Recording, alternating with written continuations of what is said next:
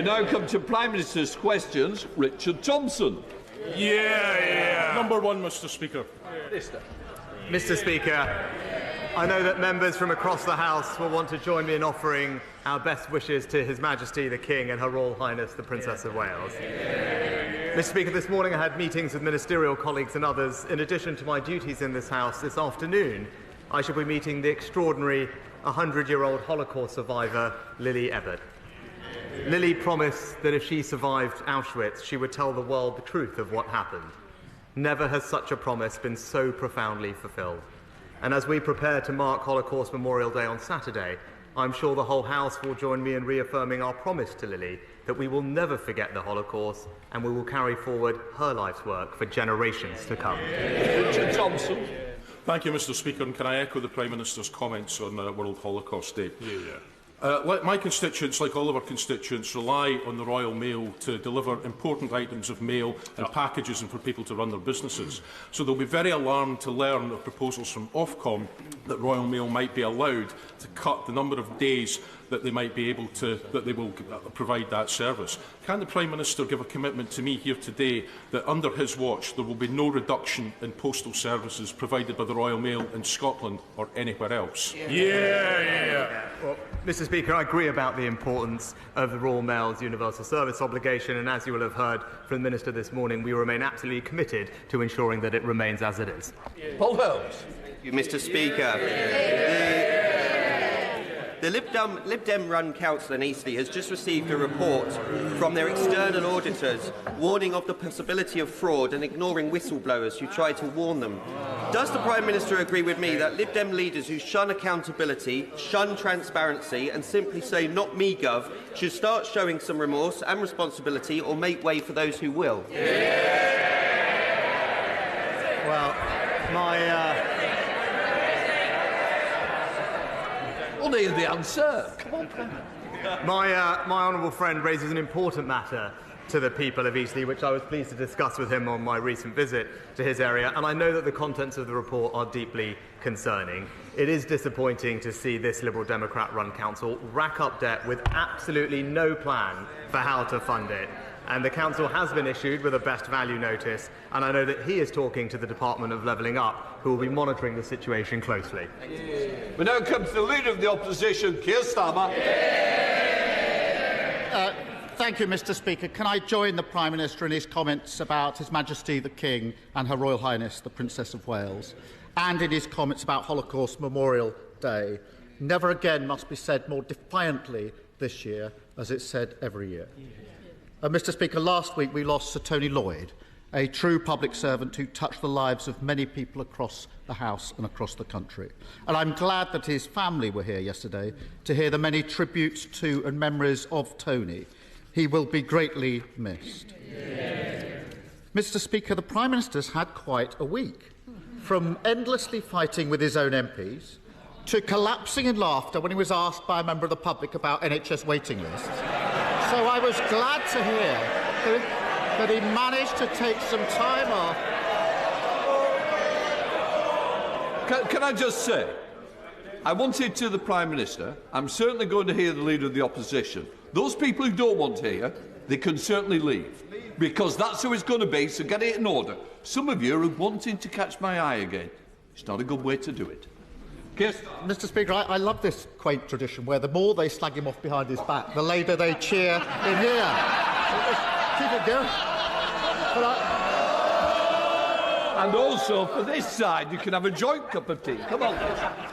Mr. Speaker, I was glad to see that he managed to get some time off yesterday afternoon to kick back, relax and accidentally record a candid video for Nigel Farage. The only thing missing from that punishing schedule is any sort of governing or leadership. So was he surprised to see one of his own MPs say that he doesn't get what Britain needs and he's not listening to what people want? Prime Minister. Mr. Speaker, he talks about what Britain needs, what Britain wants, what Britain values.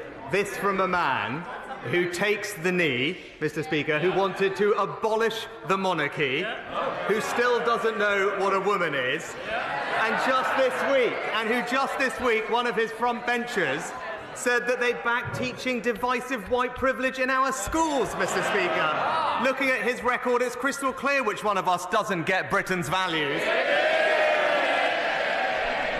Mr. Speaker, he spouts so much nonsense, no wonder they're giving up on him.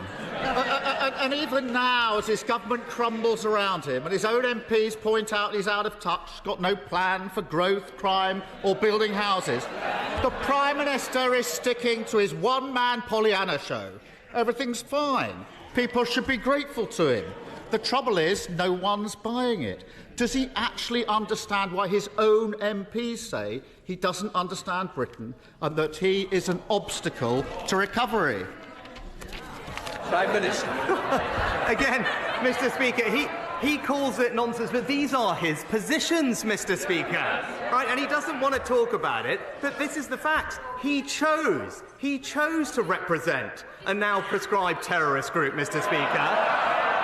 He chose to campaign against the deportation of foreign national offenders, Mr. Speaker, just like he chose to serve the Right Honourable Member for Islington North, Mr. Speaker. That's his record, those are his values, and that is exactly how he should be judged. Mr. Speaker, in 2008, I was the Director of Public Prosecution, putting terrorists and murderers in jail. He was making millions betting on the misery of working people during the financial crisis.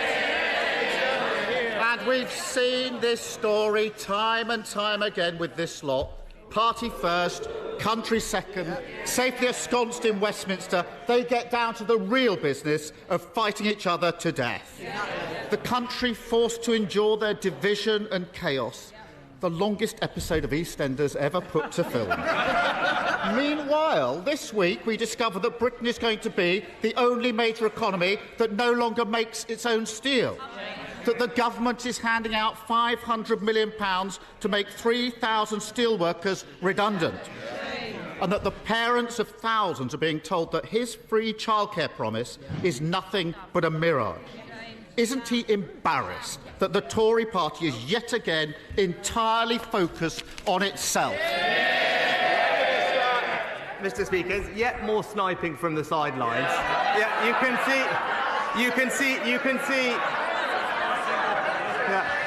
can see exactly why Hizb ut-Tahrir hired him in the first place.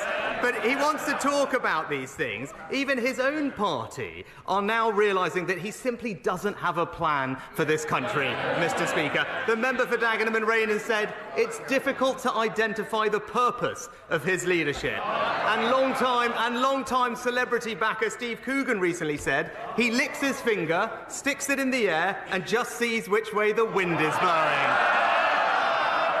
Even Labour Party know, Mr. Speaker, he's not a leader, he is a human weather vane. It's not the sidelines, it's behind him that the fire's coming in, Mr. Speaker. And he can try and blame the Labour Party all he wants. The difference is, I've changed my party, he's bullied by his party. And has he found the time in his busy schedule to work out why thousands of parents are being told by their nurseries that they won't get free childcare that he promised them? Prime Minister. Well, Mr. Speaker, let's see what his party is offering the country. Right, so we all know, Mr. Speaker, he doesn't have many ideas for our country. I'm going to hear the Prime Minister. Well, he doesn't have many, but one thing we do know, Mr. Speaker, is that... You don't want to push it, do you? No.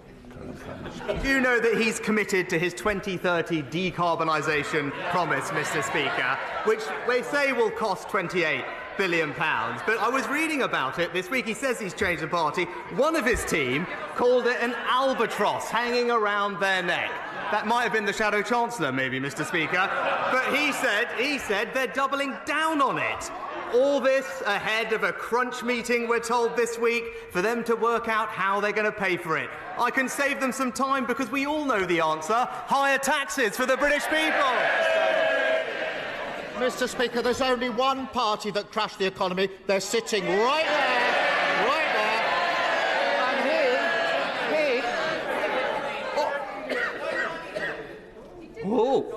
Mr Holmes, you've had your question already. Obviously, you don't want to remain for the resident. Here's Salma. Here's Mr. 25 tax rises. And he's got nothing to say on childcare. Millions of families will have been listening for an answer, and they got absolutely nothing. He announced that scheme a year ago, claiming it would get 60,000 parents back into work. Only on Monday of this week did he notice there were some, in his words, practical issues with that. 8 weeks before its launch, parents can't budget, plan for work or make arrangements with their employers. And the Prime Minister's response is to say it's all fine, it's the fault of the Labour Party. Is this merely a practical issue, or is it yet another example of him simply not understanding how life works for other people?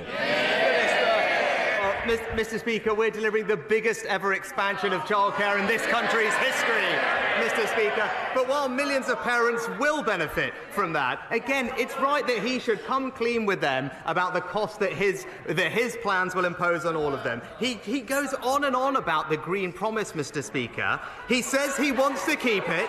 He says he wants to keep it, but he doesn't have a plan to pay for it. What he's really saying is he'll scrap the borrowing associated, but he wants to keep the £28 billion of spending. So, for all those working families who are benefiting from our free childcare, he should come clean with them now. Why doesn't he come clean with them now? Come clean with them now and just be clear, his plans mean back to square one and higher taxes for British people. Mr. Speaker, making steelworkers redundant and failing to provide childcare is not a plan, Prime Minister. It's a farce. It's a farce. And he may soon discover that with childcare, there's an IT problem. Nurseries haven't got the spaces. They haven't got the staff. There's a black hole in their budget, and it's 8 weeks to go. That isn't a plan. And families across the country, well, they can laugh all they like. Families are making plans now. They laugh at it, of course they do. Families are struggling with a cost of living crisis, trying to work out the household budget, balancing spiralling mortgages, prices and eye-watering bills. And then at the last minute, they're thrown into chaos because their nursery says they can't deliver the free childcare he promised. Now, he calls that a practical issue. But I preferred the honesty of whichever of his colleagues briefed to the Times that it was, and I quote, a complete shit show. Who was it who briefed that to the Times? Hands up. Will the Prime Minister finally realise... I'll decide how long the question goes. Those who wish don't hear it, I've told you the answer, and I'll help you on the way.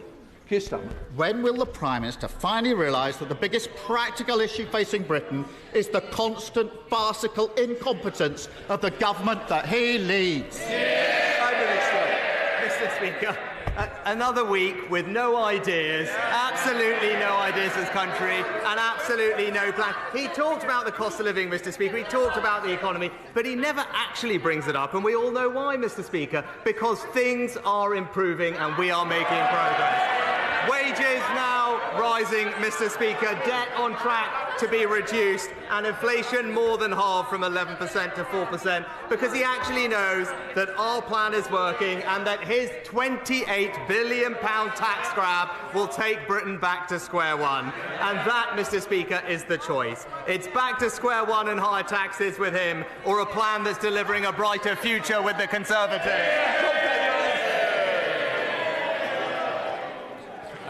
Changing gear, Mr. Speaker. Too many oligarchs and kleptocrats are living off ill-gotten gains beyond the reach of domestic courts here or in countries like America. Ever since the 2016 London Anti-Corruption Summit, moves to create an international anti-corruption court have been gathering momentum to plug this gap. It already has support from countries like Canada, Holland and Nigeria, and would fund itself from the fines it charged. Will this government take the lead in getting it underway, ending impunity for these crooks once and for all? Well, can I firstly pay tribute to my honourable friend for his work on this issue? As I'm sure he'll appreciate, establishing a new bespoke institution is a significant endeavour, but I know he's discussed it with the Foreign Secretary, who will look at the proposals in more detail. And in the meantime, as he knows, our Economic Crime Act has a raft of new measures to crack down on dirty money, and we will shortly be publishing our second anti-corruption strategy. Will set out ambitious plans for combating corruption both here at home but also internationally. SNP leader Stephen Flynn. Mr. Speaker, last night, as Tory MPs were once again fighting amongst themselves, the public were sat at home watching John Irvine of ITV News report on footage from Gaza of an unarmed Palestinian man walking under a white flag, being shot and killed by the IDF. Prime Minister, such an act constitutes a war crime, does it not? Mr. Speaker, we've been absolutely consistent that international humanitarian law should be respected and civilians should be protected. I've made that point expressly to Prime Minister Netanyahu, and the Foreign Secretary is in the region this week making exactly the same point. Stephen Flynn. Mr. Speaker, I don't think it's unreasonable to expect the Prime Minister of the United Kingdom to rise to that dispatch box and tell the people of these Isles and elsewhere that shooting an unarmed man walking under a white flag is a war crime. Now, in recent weeks, this House has acted with urgency and intent following an ITV drama. The question is, will this House now show the same urgency and intent following this ITV news report? And finally, back a ceasefire in Gaza? Mr. Speaker, no one wants to see this conflict go on for a moment longer than necessary, and we do want to see an immediate and sustained humanitarian pause to get more aid in and, crucially, the hostages out, helping create the conditions for a sustainable ceasefire. I set out the conditions for that earlier in the House. The Foreign Secretary is in the region today and will continue to press all our allies and partners to make sure that we can bring about that outcome. Tom Hunt. Speaker, access to NHS dentistry is a key issue in Ipswich and Suffolk.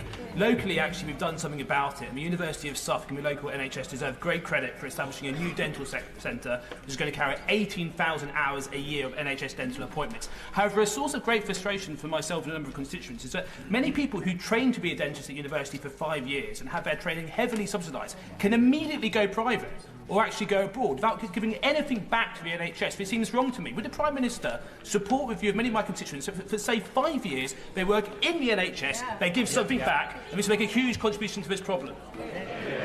Prime Minister. Well, my honourable friend is a long-standing campaigner for better dental access in his constituency, and I congratulate him on the new dental centre that's opening, which I know he worked very hard to deliver. And I agree with him. It's right and fair that we seek better value for the significant investment that the taxpayer makes in the education and training of the dental workforce. That's why, as our workforce plan outlined, we are exploring whether a tie-in would ensure that dentists spend a better proportion of their time in the NHS, and we'll be launching a consultation on this policy later this year.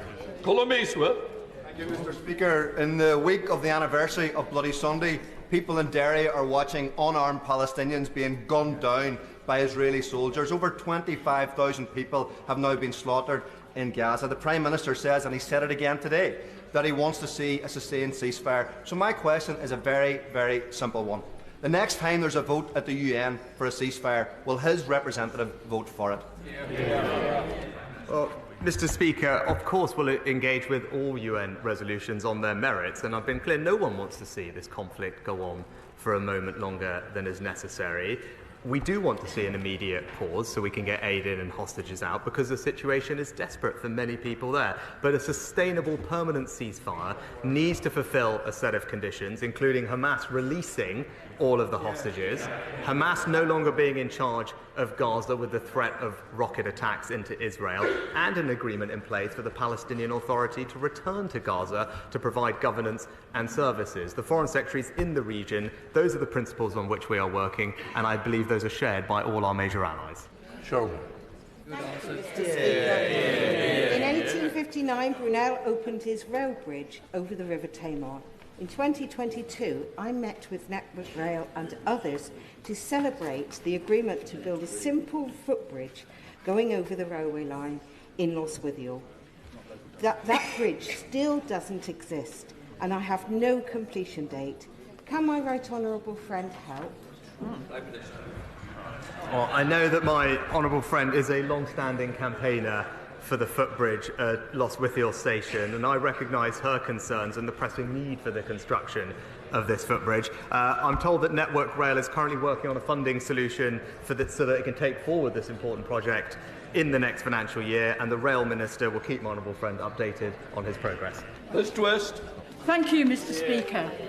A report released yesterday by the Joseph Rowntree Foundation found that 1 in 4 people in the North East are living in poverty, with the child poverty rate for every local authority in the region higher than the UK average. Too many of our people are being hard hit. Now, the Prime Minister says that his plan is beginning to work. So can I ask the Prime Minister, where does rising child poverty fit in his plan?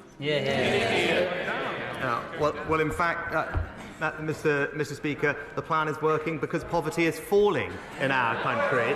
Since 2010, there are 1.7 million fewer people in poverty, including hundreds of thousands of children. Of course, there's more to do. There's always more to do to make sure children don't grow up in poverty, but that absolutely wouldn't be helped by Labour's £28 billion tax grab on their parents, which would take money out of their family's bank accounts. James Sunderland.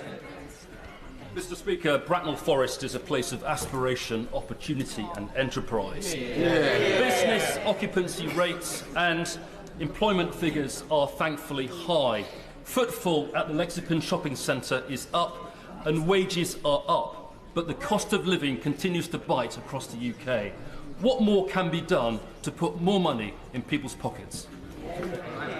Well, it's great to see, thanks to my honourable friend, that Bracknell Forest is thriving, with people in work up, footfall in the town centre up, and as he knows, almost 100% of his schools now good or outstanding. But he's right that we must do more to relieve the burden on working people, Mr. Speaker, which is why we cut taxes for tens of millions of people in work earlier this year, worth on average £450. And we've got to stick to the plan for lower taxes, a strong economy, and a brighter future for the people of Bracknell Forest, and absolutely not risk going back to square one with the Labour Party.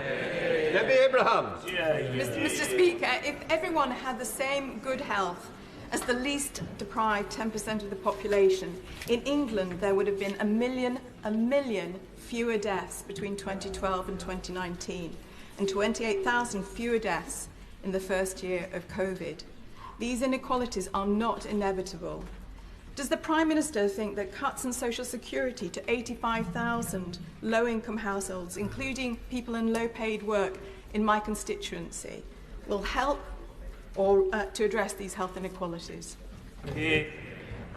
Well, I can assure the Honourable Lady that we are committed to caring for society's most vulnerable, and that's why almost 20 million families will see their benefit payments increase this April, which will bring our total support over these few years to around £3,700 per UK household. The Department for Work and Pensions is looking very closely at how it can target its services precisely on the most vulnerable customers, and I know the Honourable Lady spoke to the DWP Permanent Secretary at length about this when he appeared before this Select Committee earlier this month, and I can assure her that he will be writing to the committee on exactly this subject shortly.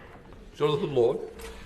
The post office scandal has affected so many people, including my constituent, Seema Misra, a sub-postmaster from West Byfleet with an outstanding record of service to her community, who was wrongfully convicted in 2010 of stealing £75,000 and was sentenced to prison on her first son's birthday and whilst pregnant with her second son.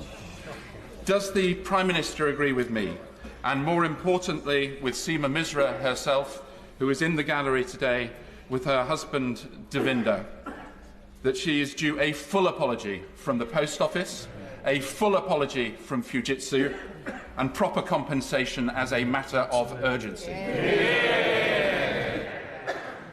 And I know my honourable friend has been a great support to his constituents over all the years and has fought relentlessly for the truth to come out. As I've said, the Horizon scandal is one of the greatest miscarriages of justice in our nation's history. We will introduce, as I said a few weeks ago, primary legislation within weeks to ensure that all convictions that were based on erroneous Horizon evidence are quashed, that will clear people's names, deliver justice and ensure swifter access to compensation. Innocent people, like my honourable friend's constituents, have waited far too long, and I'm determined that they receive compensation as swiftly as possible. We have a clear moral duty to right these wrongs, and that is exactly what we will do. Thank you, Mr. Speaker. In 2021, 3,527 food parcels were given out by Bulwell and Bestwood Food Bank. Last year, that number exploded to 6,500, with nearly half going to children. The food bank's now having to buy food to supplement donations, which can only be sustained for a short period. Rather than pretending that things are getting better, will the Prime Minister apologise for the daily chaos in government, which is leaving widespread destitution unaddressed? Well, Mr. Speaker, I don't want to see anyone reliant on food banks, but while they're in place, I have nothing but praise and thanks for the people who run them. But it is wrong to say that we aren't making progress. When I came into this job, inflation was running at 11%. That is the single biggest impact on families' cost of living. And now, thanks to the efforts of this government, most of them opposed by his party, inflation has now been more than halved at 4%, and we're combining that with significant tax cuts to put more money in people's bank accounts at the end of every month. That's the right way to go about supporting people, combined with our extensive cost of living support for the most vulnerable, and all the statistics show that that support has helped, has made a difference, and that's what you get with responsible management of the British economy. Thank you, Mr. Speaker. In November, I held an adjournment debate on the South Fylde line and the need for a passing loop to double its hourly service and increase resilience against delays and cancellations, which again cause misery for travellers over Christmas. The assurances I received from the Rail Minister built on the positivity generated by the reallocation of HS2 funds. Since then, progress has been desperately slow, and my efforts to advance this critical piece of infrastructure for the people of Fylde has been frustrated. Will the Prime Minister meet with me to discuss how the government can help to get the South Fylde line back on track? Prime Minister. My honourable friend is correct that local transport projects are and must be prioritised, and every region of our country will have more transport investment as a result of the decision that we made on HS2. Now, work is underway to consider potential upgrades to the West Coast Main Line, including improvements at Preston Station, which may support additional local services from South Fylde. I know the Rail Minister is carefully considering these options as we speak, and will update my honourable friend in due course. Leila Moran. Thank you, Mr. Speaker. Thames Water are a shambles. In the recent flooding in Oxfordshire, they were dumping sewage from 270 sites along the Thames in 1 week. There was waste backing up into people's homes because of drains that they had not unblocked, and they couldn't even refill their own reservoir because the rivers were too dirty. But rather than offer a rebate for this shoddy service, they are intending to put bills up for everyone by 60%. So will the Prime Minister explain to my constituents why they are being asked to foot the bill for Thames Water's gross incompetence? Well, Mr. Speaker, we've been clear that the volume of sewage discharged by water companies is unacceptable, and that's why we've launched the most ambitious storm overflow discharge reduction plan, and we have now achieved monitoring of almost every single storm overflow in England under this and previous governments, and have introduced unlimited penalties on water companies. And where there is evidence of poor performance, the Environment Agency will not hesitate to pursue water companies concerned, just as they did, I believe, a couple of years ago in the Honourable Lady's constituency, where they fined Thames Water specifically £4 million following a serious incident. Theresa May. Thank you, Mr. Speaker. Yesterday, the Honourable Member for Knowsley and I published our report on TIDE, type 1 diabetes and disordered eating, a condition estimated to affect over a quarter of type 1 diabetics in the UK. It is life-shortening, life-threatening, and can lead to death. I'm pleased to say that Hampshire Integrated Care Board have already responded positively to the report. Will my right honourable friend ensure that the government not only looks seriously at the recommendations we have put forward, but acts on those recommendations, which would improve lives, and save money for the NHS? Can I start by thanking my right honourable friend and indeed the right honourable member for Knowsley for their important work on this issue. Of course, I know both of them speak from personal experience, and as she says, it is important that people get the treatment they need. The Health Secretary will, of course, consider the report, and the NHS has already been piloting services to support those with this condition, as she's aware of, and I understand that the NHS is also now expanding pilot sites to every region of the country so that even more people can benefit from the appropriate integrated care. Adam Kaiser. Mr Speaker, we entered 2024 with starvation and famine as acute as ever across the globe, much of it caused by the climate crisis. Yet at present, the world's worst hunger crisis is in Gaza, created by Israel's ongoing siege.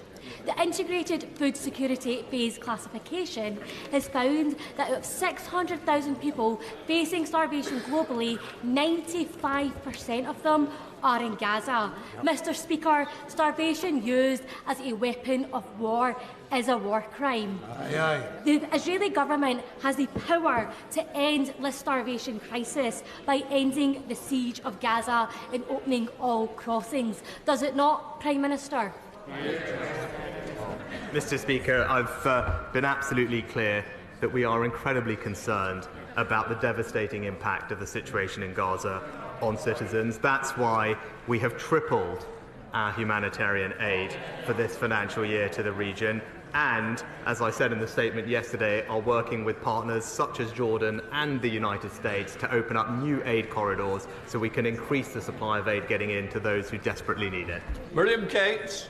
Thank you, Mr Speaker. This morning, the press reported the tragic case of a 14-year-old girl who took her own life following horrific social media bullying, including on TikTok and Snapchat.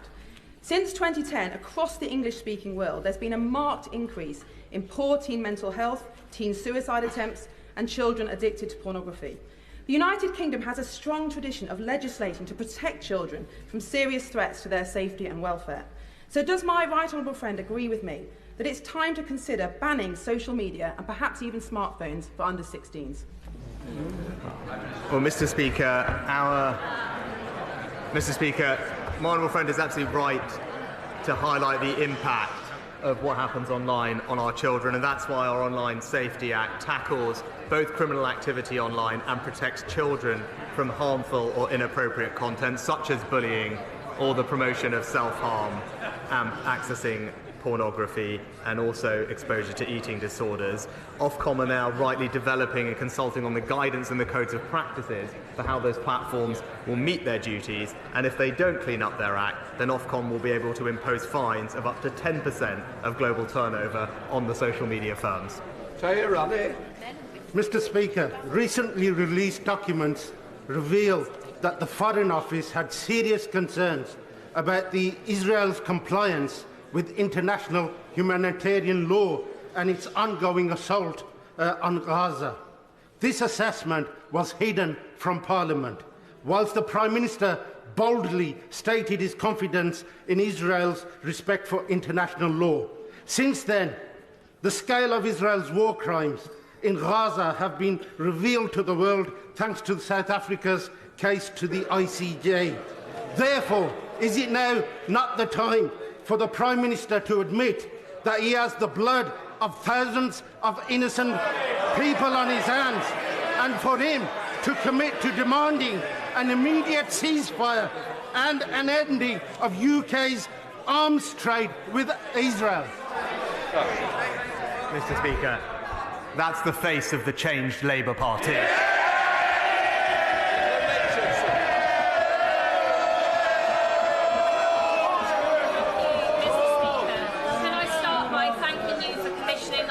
Educational Trust exhibition in Portcullis House and for your personal, unwavering commitment to Holocaust remembrance.